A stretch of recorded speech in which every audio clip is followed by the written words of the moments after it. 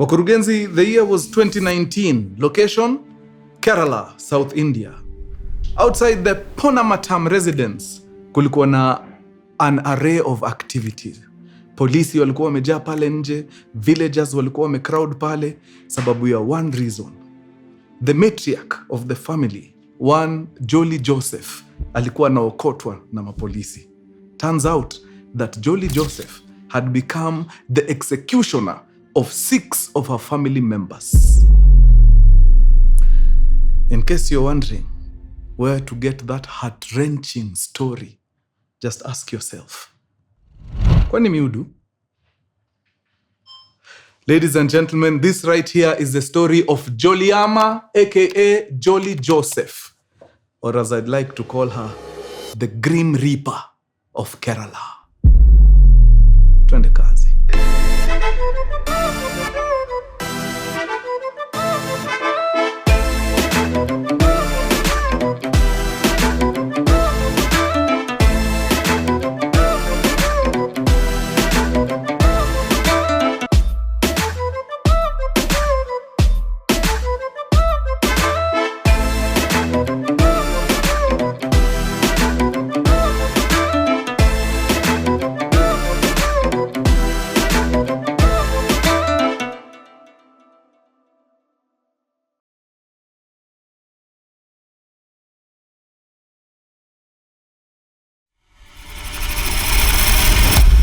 Mkurugenzi, oh my man.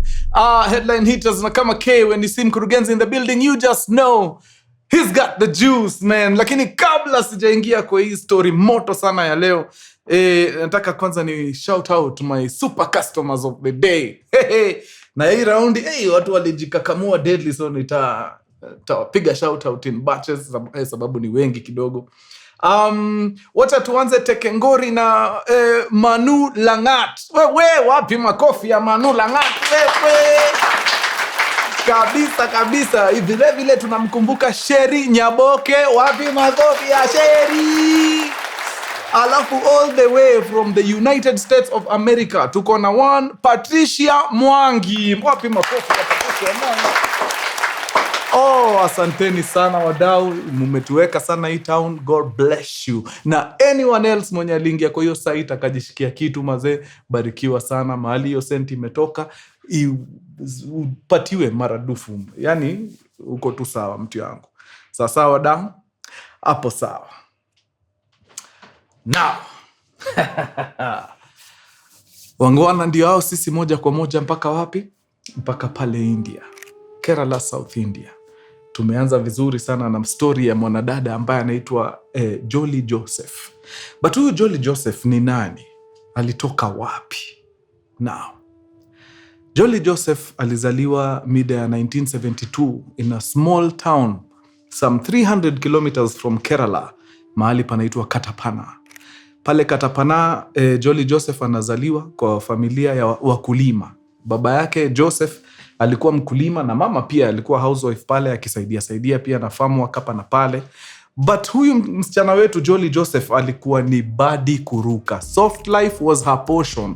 Yeye kumwambia afanye hiyo kazi ya sulubu, shamba nini, that was not for her. Huyu ni mtu angekuwa enzi za TikTok, mungekuwa mumetii, angekuwa amewasumbua sana hapo kwa mitandao. But it was not there in the 80s. But one thing was for certain, alikuwa ameamua yeye maisha yake ni ya soft life, ya shamba, not for her. So by the time Jolly Joseph alikuwa nafika age 25, alikuwa ashatoka hizo maeria za kwa wazazi huko na akajipata zile area za Kerala pale. Plan ya huyu mrembo ilikuwa ni kujipata kwa familia ambaye inajiweza. Sababu hii familia yake mahali ametoka pale Katapana haijiwezi kimfuko, wana struggle pale na ukulima. Akienda aingie kwa familia ambaye watu wako sawa, wako na kazi zao nini, a blend in, ye kazi yake tu ni kukula raha. Bas, hiyo ndio ilikuwa dream. And it does not take long until Jolly Joseph anakuja anaangukia kijana fulani pale anaitwa Roy Thomas ako pale Kerala. Ndio anafanya hii mtihani ya mwisho ya pre-university. Kuna kuoga na kamtihani ni kama KCSE huku. Ukipita hiyo sasa ndio unaadmitiwa kwenda wapi? Kwenda uni. Now, who was this Roy Thomas? Na najua mnashangaa sana how kama hawa Wahindi wako na majina za kizungu, Jolly Joseph, Roy Thomas. Ni juu South India kuna a very very big Christian population. In fact, kuna jina nikisema najua mtaikumbuka sana. Mnakumbuka Mother Teresa? Huyo alikuwa kutoka South India. So inakushow the Christian population pale ilikuwa ni kibao. So you will hear a lot of Bible names pale. So who was this Roy Thomas? Roy Thomas ni firstborn kwa familia ya watoto watatu. Amezaliwa na mzee anaitwa Tom Thomas. Na Tom Thomas ameoa mke ambaye anaitwa Anna Thomas. Tom Thomas na Anna Thomas wamebarikiwa na watoto watatu. Roy akiwa firstborn, wa pili ni kijana anaitwa Rojo, na watatu ni msichana anaitwa Renji.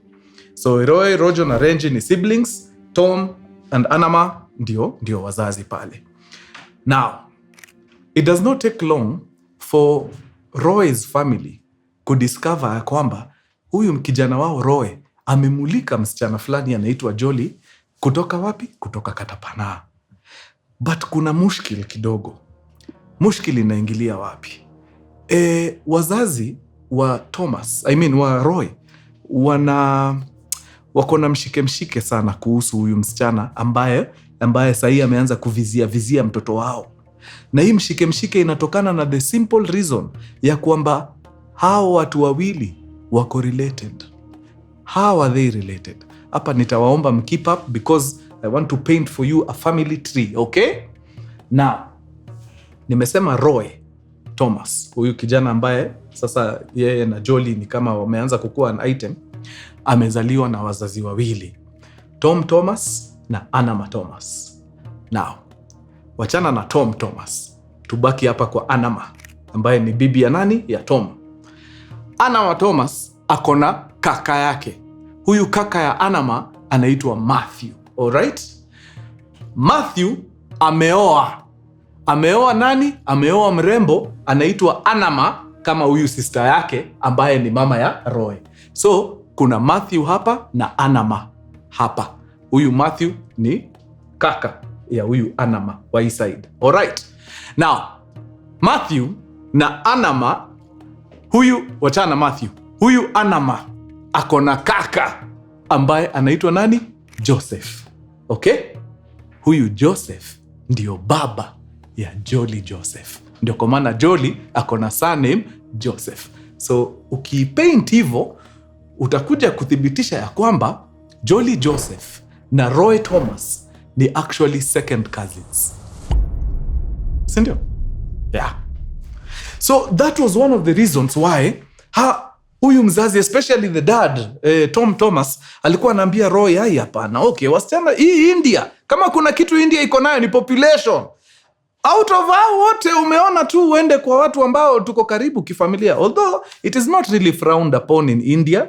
Huko cousins wanaoana nini kwa ile hali ya kujaribu kuweka mali kwa familia.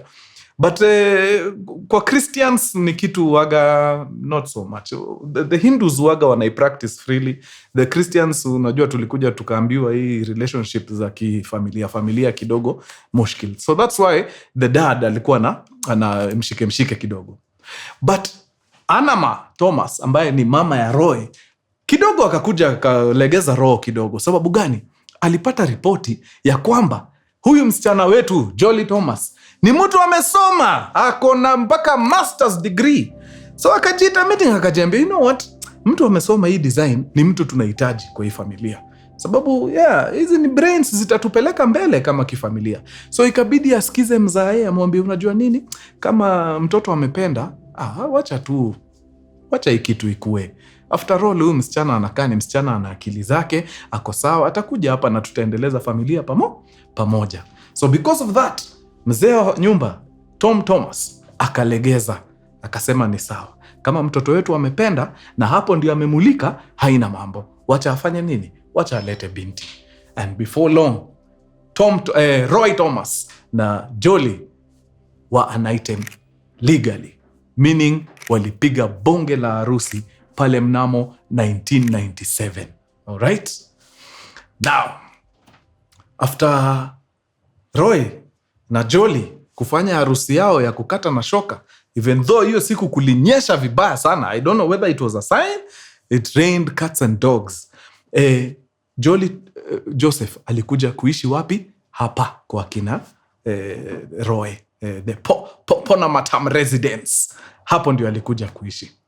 Na kawaida ya Wahindi huaga wanaishi wengi. Utapata kwa hiyo residence mzee yuko ambaye ni Tom, mama wife wake yuko Anama, watoto wao watatu, Roy ambaye ameleta bibi sasa, alafu Rojo the kijana na Renji the last born sister. Wote wako kwa hiyo nyumba moja. So sasa there wanaishi wote as one big family. But as wanaendelea kuishi pale, huyu mama Anama anaanza kunotice, huyu binti tulileta hapa bana ni binti amesoma bana, akona master's degree yake mufti. Lakini huyu mrembo atafuti kazi bana.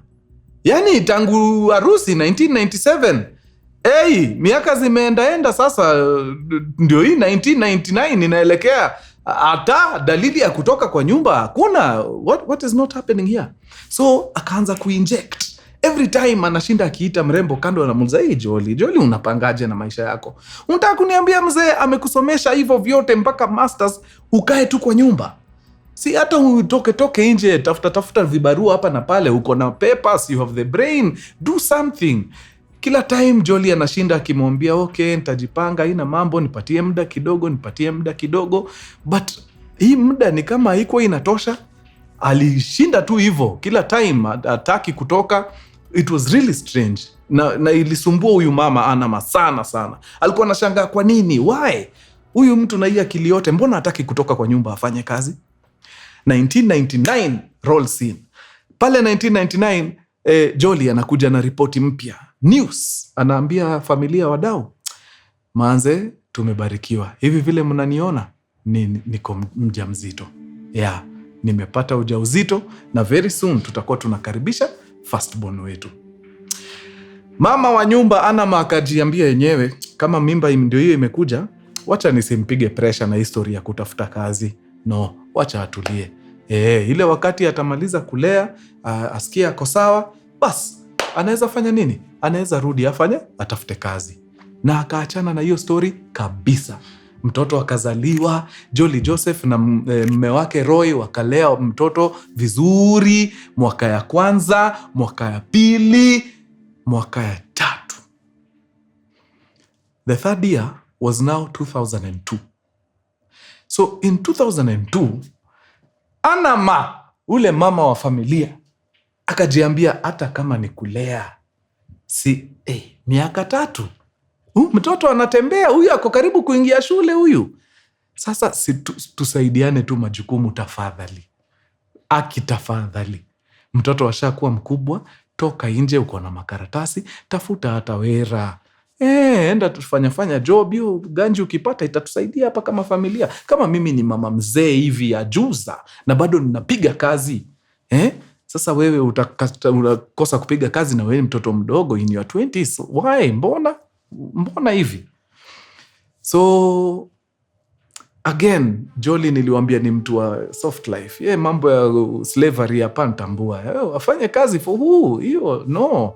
Anataka mahali anakaa, analishwa, kila kitu anataka anapewa. Hiyo ndio maisha Jolly anataka. Lakini sasa unaona mother-in-law hapa Anama anakaza deadly. Ikakuwa ni mbaya. It was just bad. Now, hiyo friction between Anama na Jolly, of course, ikakuja ikafikia familia ya nani? Familia ya Jolly. Na si unaona niliwachorea ile family tree. So, huyu familia ya Jolly, they are directly related na Anama, mama wa hii familia. So, ilifika hiyo story.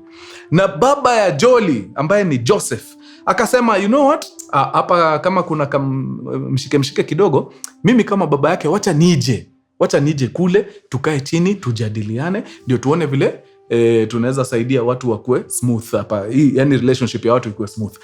At this time, baba ya Jolly hajajua exactly ni nini inafanya Anama na Jolly wakue na friction. Anasikia tu mambo haiko sawa sana, but hana details. So akaset date, akaambia mama ni aje, wacha nifanye aje, wacha nikuje huko, tukae chini, tuzungumze, tuone vile tutafanya nini, tutasaidiana. And they set a date. Alright?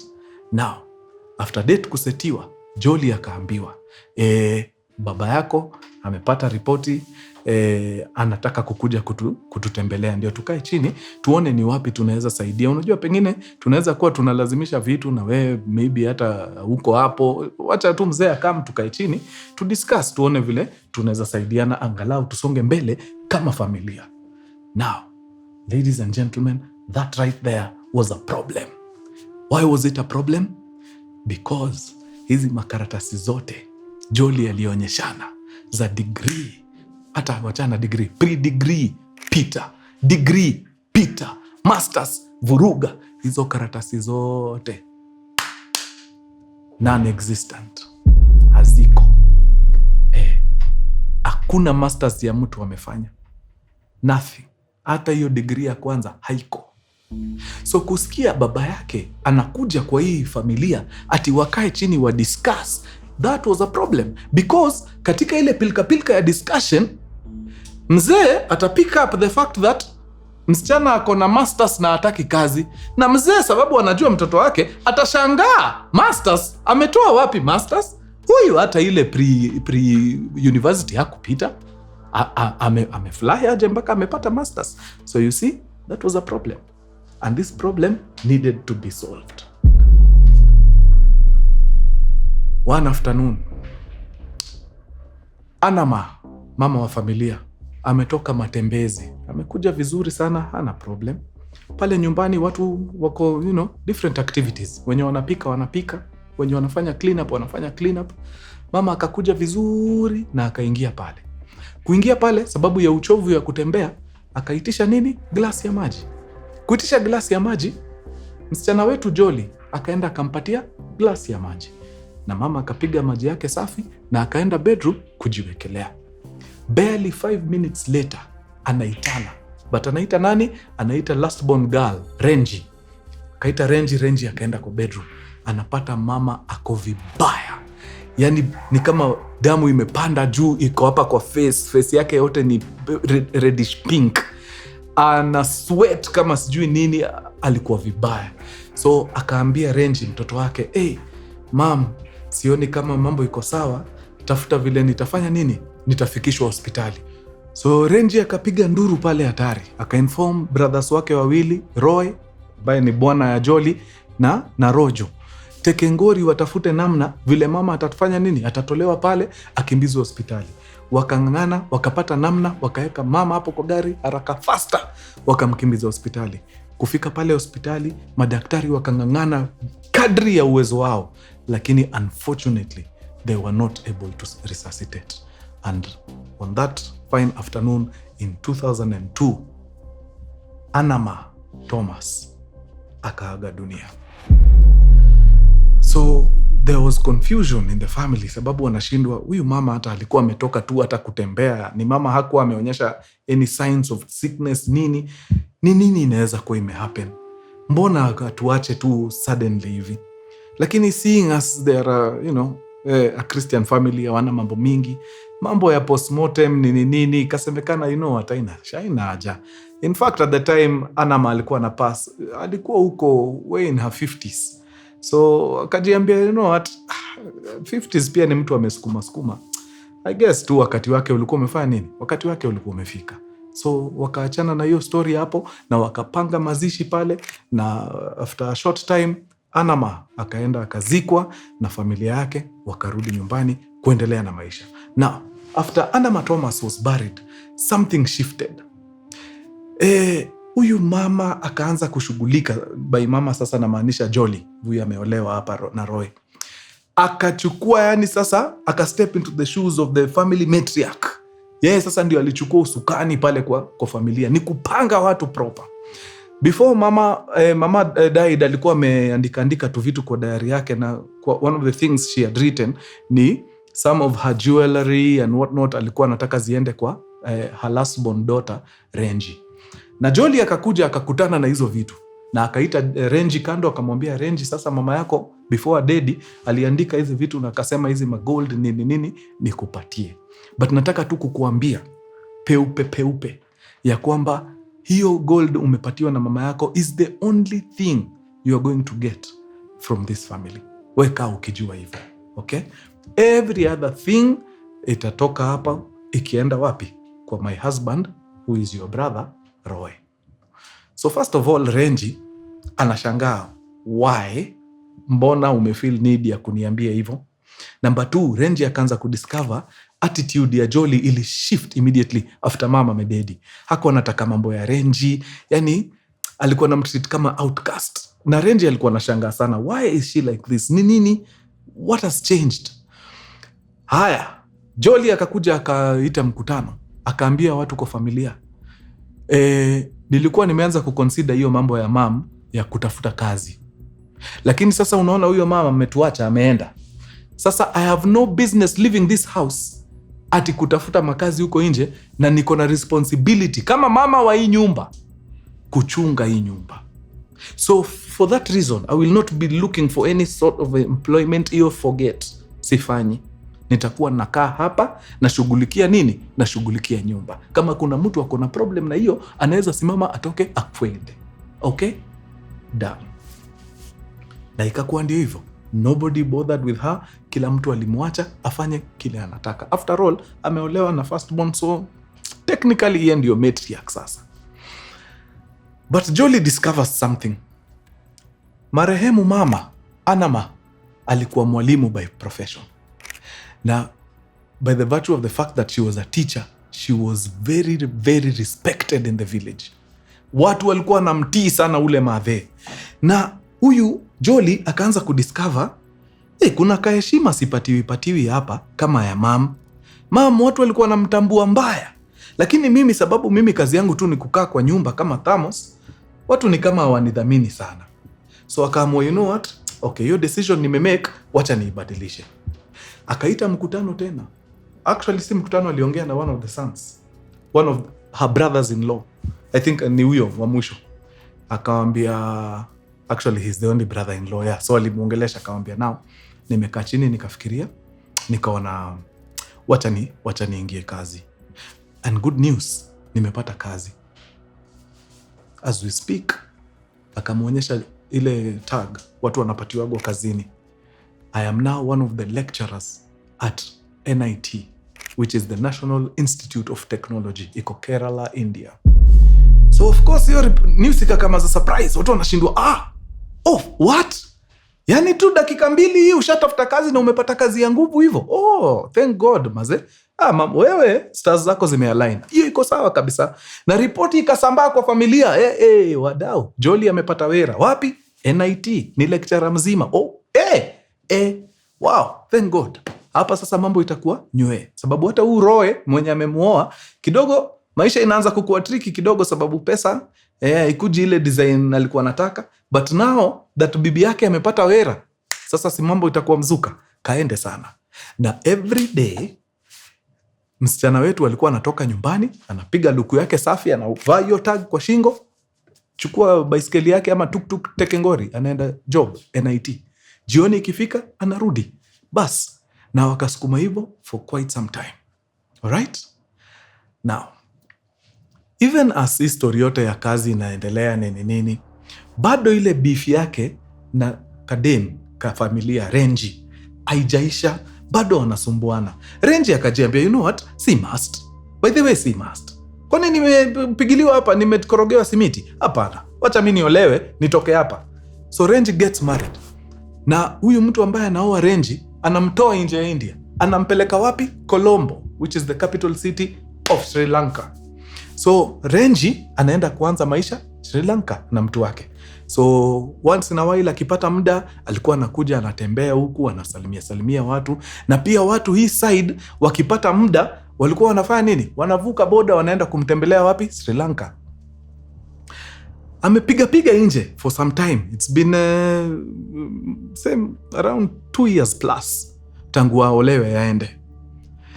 One time the dad ambaye ni Tom Thomas anamvisit wapi? Colombo.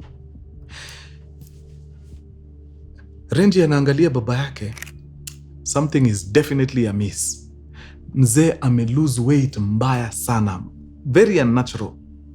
Akauliza mzee wake, dad, is everything okay? last time tulionana huku umekata hivi. Mtu yangu hii kukata umekata, it's alarming. Ni nini inakusumbua daddy? Mzee akaamua kufungua roho. Akamwambia Mr. kudanganya. Ule mtu brother yako ameoa. Ananipea stress mbaya. Stress ya nini? Can you imagine? Huyu mtu, my son anajituma day in day out kuhakikisha familia angalau imejisimamia. Huyu msichana even though amepata kazi huko kwa nini, ni kama ilienda ika unlock usherati. Kuna mtu anashindaga na yeye hapo. Huyu mtu anaitwa nani? MS Matthew. Huyu MS Matthew ni kazini yake, lakini they are in a full blown relationship. Watu nimejaribu kuongelesha huyu msichana awachane na huyo mjamaa, hasikii. Inaninyima usingizi, niko vibaya. That's why nime lose weight design. So MS Matthew, let's go back to that family tree. Niliwaambia mali Jolly Joseph ametoka. Baba ya Jolly Joseph ako related to wife wa nani? Wa jamaa anaitwa Matthew. Okay? Now, huyu Matthew ambaye ni brother ya ule Anama, mama mwenye alidedi, huyu Matthew ako na an elder brother. Sasa huyo elder brother ndio baba ya huyu MS Matthew. So huyu ku get married to my son, nilikuwa na find ikiwa ishi sababu kuna correlation, even though they're second cousins. Yani ndio kuniongeza vidonda kabisa. Ameenda amechukua chali ambaye ni first cousin. Ati sasa huyo ndio anaplay mtoto wangu naye. It's just wrong, it's bad. So Renji, sister, akaambia mzee wake, the dad, we usijali, we vile tu kutaenda, wacha kuende. Ule God waga tunaamini na tunaabudu, atatutolea hii ngori. Kama ni ngori hii, atatutolea. But we usijali, vitu zitakuwa fiti. Protect your mental health at all costs. Usikubali kukula ngori sababu ya nani? Ya watu wengine. Na mzee wakamalizana vizuri sana na msichana wake Renji, na akatoka Colombo, Sri Lanka. Akarudi wapi? Kerala. But hiyo story ya kuchorea, kanyagia, ni watu wazima, wachana nao, ilikataa kuingia. So every time alikuwa anaona msichana wake na huyu MS Matthew, alikuwa anamconfront.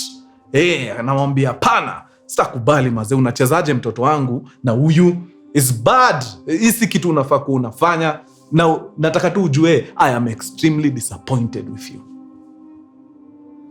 Jolly akanyamaza, hakusema much.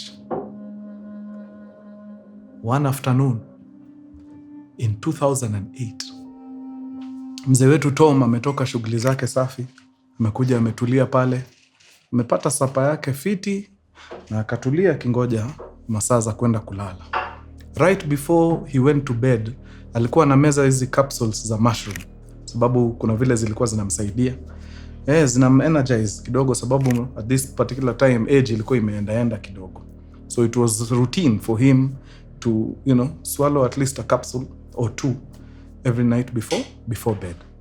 So on this particular night, right before end bed, msichana wetu Jolly Joseph akamletea capsule yake ya kawaida, na mzee akapop mushroom capsule, kameza na maji, bas, na akaamka kuretire. Kwenda wapi? Kwenda kitandani.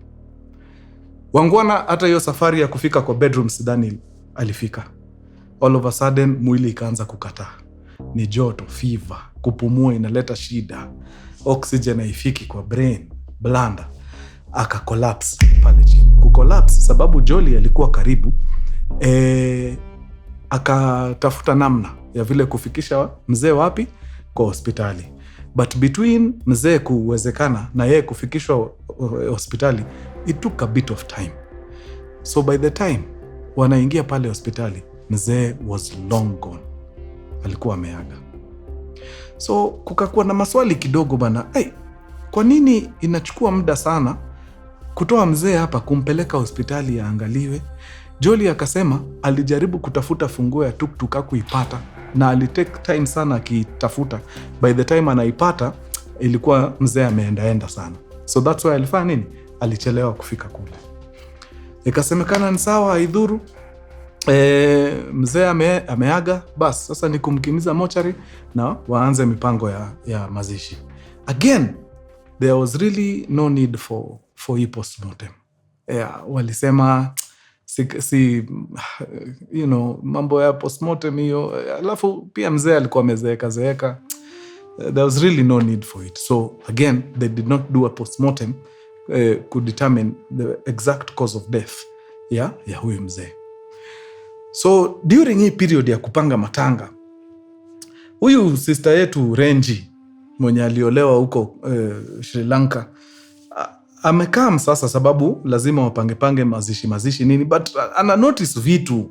Hata huyu brother mdogo Rojo pia anaanza kunotice, okay, huyu madamu wetu, si tuko hapa tunangangana na hii matanga, lakini ana shida akiongea na huyu kazini yake MS Matthew sana. Ni nini hizi wanaambiana?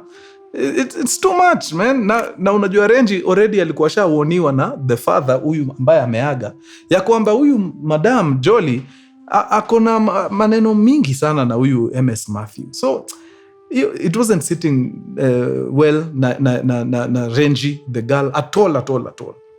But you know what, ni matanga, wacha tupange matanga yetu, tukimbize mzee, bas kila mtu ashughulike na maisha yake. Na ikahappen hivyo. Ikafika wakati wa mazishi, wakaenda wakazika mzee kwa their family cemetery.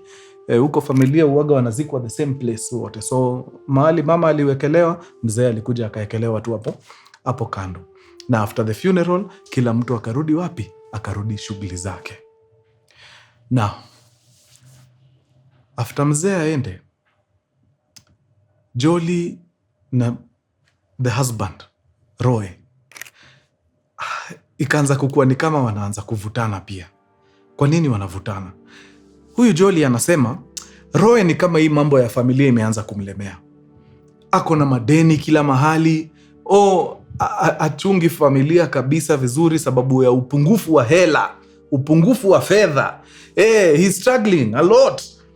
So ana feel strain maze. Kidogo ikaanza kukua ni kama hii familia wasikizani. Lakini ndio ujue pia vitu huwaga zina happen design very strange. Kwa hiyo misukosuko bado alipata mimba na akapata mtoto wa pili. So the family knew kuna some commotion hapa, lakini the fact that amepata mimba ingine ya mtoto wa pili, maybe kuna hope. Acha tutulie tuone vile mambo itakuwa. Na mtoto wa pili akazaliwa, but things never got any better.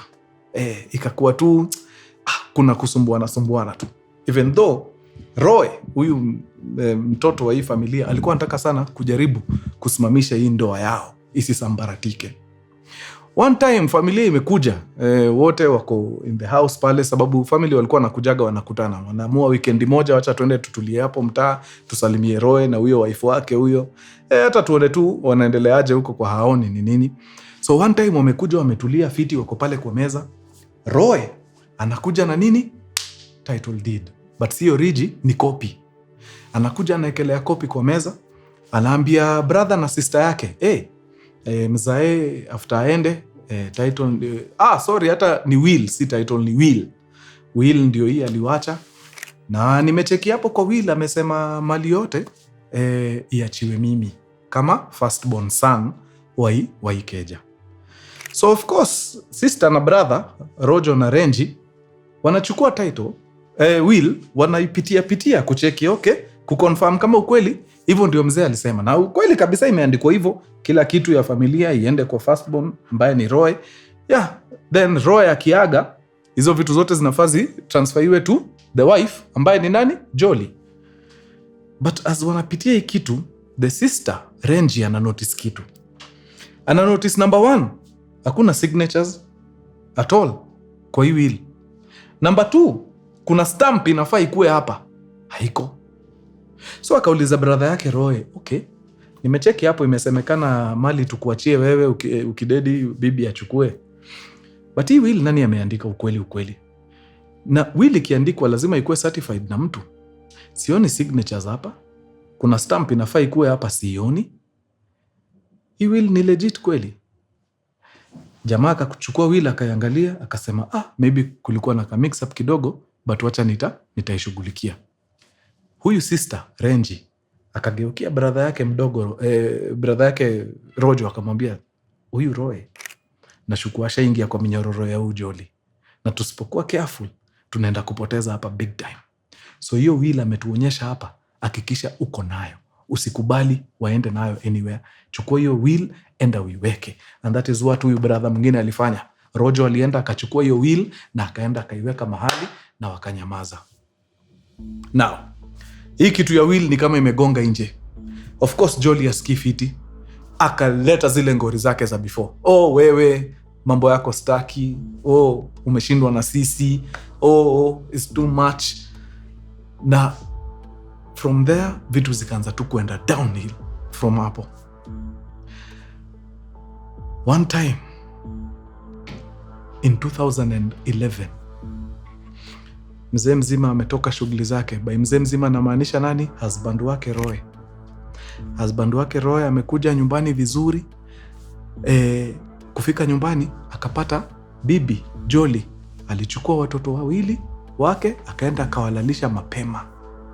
So alikuja akaenda kwa bedroom akasalimia watoto hapo wakiwa na mausingizi zao. Alikuwa ameshangaa although kidogo, mbona hao wanalala mapema hivi leo, but anyway akaenda akatulia pale. Kutulia pale sitting room, Jolly alikuwa amemwandalia meal moja safi sana, rice na chickpea curry. Akakuja akamwekea rice na chickpea curry kwa meza, na it happened to be one of his favorite meals. So alienjoy sana sahani yake ya mchele na chickpea curry. As soon as amemaliza, hata kuamka tu kupeleka sahani jikoni was a problem. Kakuwa mgonjwa hapo vibaya sana, ni kutapika kila kitu. Akang'ang'ana kusimama kwenda wapi? Kwa washroom. Pale kwa washroom akacollapse, nguvu zikamuishia hapo kabisa. At this particular time ndio Jolly akiwa mabedroom zake huko anasikia. So anashuka chini, anaenda kwa ile washroom, anapata mzee wake amecollapse pale chini. Kucollapse pale, anaenda anapiga ripoti hapa na pale. Gari nakuja, ni tuktuk I think, wanachukua Roy, wanamweka kwa tuktuk na wanamkimbiza Tekengori mpaka wapi? Mpaka hospitali. But by the time these guys arrive pale ndani ya hospitali, it was too late. The doctor confirms that on that evening, that night actually, Roy alikatika. So in 2011, by 2011, this single family had lost 3 people under very mysterious circumstances. One, in 2002, the mama of the family, Anama Thomas. 2008, 6 years later, patriarch of the family, Tom Thomas. And in 2011, the husband to Jolly Joseph, Roy Thomas. All dead under very mysterious circumstances. Wangwana mtaniruhusu niishikilia hapo. Tukikutana next, tutaangalia what exactly happens after 2014. Sorry, 2011. Mekuwa tu sana, tuonane kesho. Adios muchachos. Peace.